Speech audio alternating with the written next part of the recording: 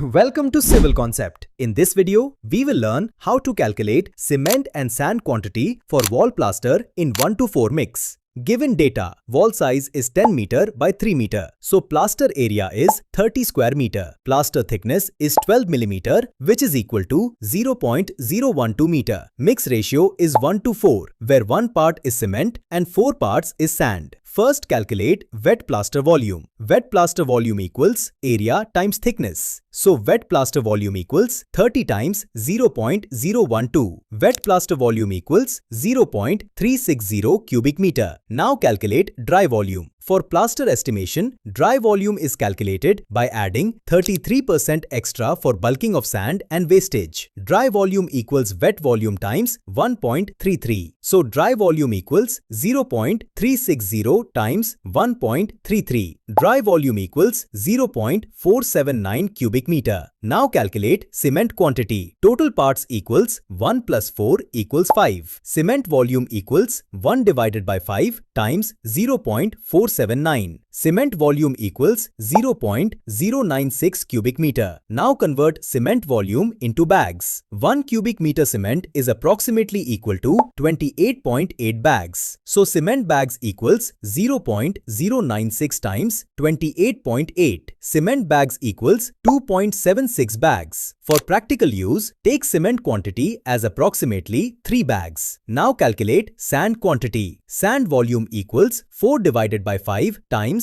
0.479. Sand volume equals 0.383 cubic meter. So final sand required is approximately 0.38 cubic meter. Final answer: for 10 meter by 3 meter wall plaster with 12 millimeter thickness and 1:4 mix ratio, cement required is approximately 3 bags. Sand required is approximately 0.38 cubic meter. Remember, always use dry volume for estimating cement and sand in plaster work. For more civil engineering knowledge and free civil calculators, visit www.civilconcept.com.